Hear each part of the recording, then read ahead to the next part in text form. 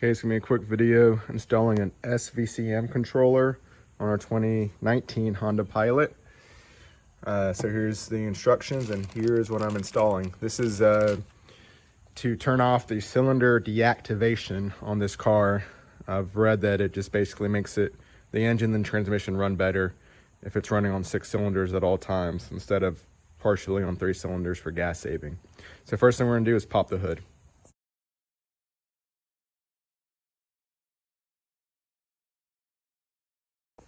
Okay, hood's open, props up.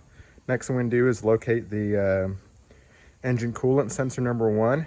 So again, I'm just gonna follow these directions down the line. So I'm on step 2, and there's a picture online, and I'll show it here in a second of what we're looking for. But in order to get to it, I'm going to take off the engine cover right here so we have more access. And this just pops off. So you can just grab it, pull up on it, kind of in the corners, and it should just pop off pretty easily. Put that to the side. And we're looking for this connector right here, engine coolant sensor. Again, I'll put a picture of what the S-VCM website shows as well.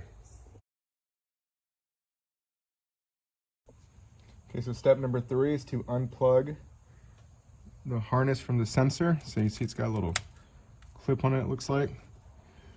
Just gonna reach down here. Ow, hit my head on the hood. And unplug that. Okay, there we go. Okay, so all you have to do is, this is plugged in like this, but you have to push down on this tab. I did it easier in my left hand. Push down this tab with your thumb and then pull up on it, and it should come off. But it is hard to get to, smaller hands are better. Okay, next step is to connect. See, it says connect the harness to the male connector of the S-VCM controller. Make sure it clicks. So this is the S-VCM controller. This is the harness. I don't know if I agree with their description of male versus female, but we want to connect the harness to the S-VCM controller. So basically this piece. So here's the 2 different ones. We're going to use this one to connect to the harness and make sure it clicks, it says. So there we go. So I just push it in, make sure it clicks good, and go on to the next step. All right, so step number 5 says to use one of the zip ties it comes with, and basically zip tie the S-VCM controller to the existing wire loom. And it says the zip tie must rest on the 3 wire looms. So the 3 wire looms are this one, 1, 2, and 3. So in the picture, it kind of shows the car wire loom kind of bending back on itself. And then you want to make sure to capture the 2 new ones. So the only way to do that is like this. It's a little tight. Just going to loosely start it like that. Get everything where it needs to be. Right there. Okay, tighten it down a little bit. I'm gonna make sure that this battery cable is still loose and able to go to the battery later. This one right here.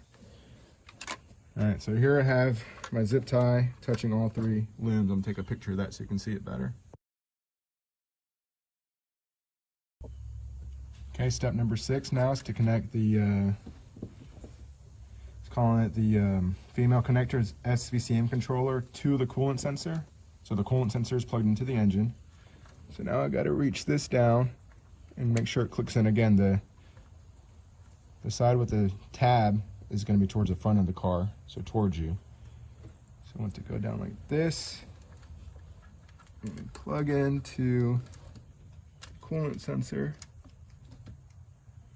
All right, and make sure it clicks. So I heard and felt it click, and that is plugged in right there. Now we can go to step number 7, fasten and connect long power wire of S-VCM, it's this guy, to the positive battery terminal. Do not disconnect the car battery cable when you unscrew the nut on the battery post.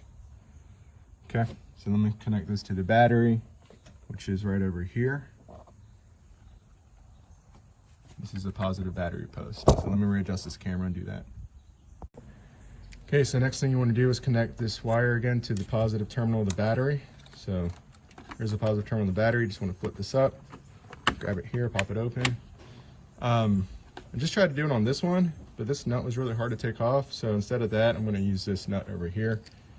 I don't think it matters. So just be careful not to touch anything else. Don't lose that nut, that would be bad.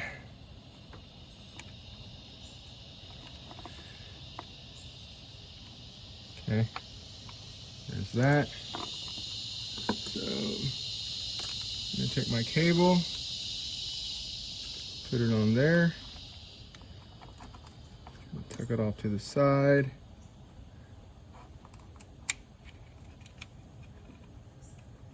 Here, put my nut back on.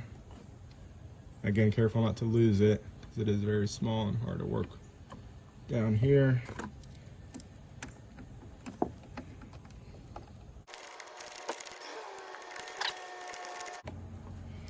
All right, that's snug. I'm just going to tighten it down with a ratchet.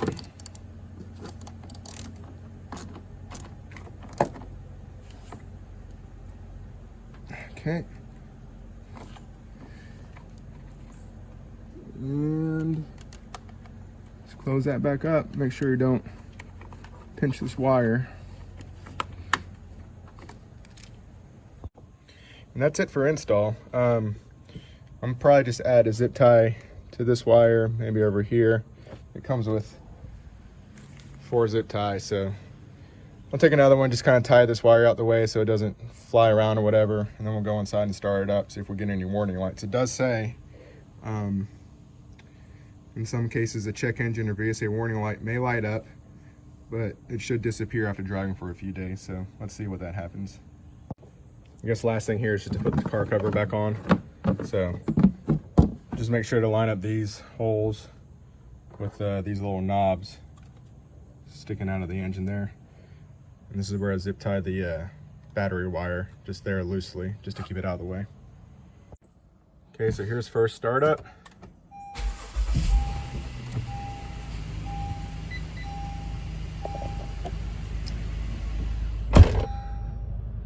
And no warning light, so that's good. Just telling me my hood's open, so yeah, I think it's all good. I'll drive this around for a week or whatever, see how it goes, make sure I don't have any issues, and then I'll post this video. So if you're seeing this, then you know, we've got some miles on it without any issues. We're about to drive about an hour one way today to go visit some family, so should get a good test of it. Thanks for watching.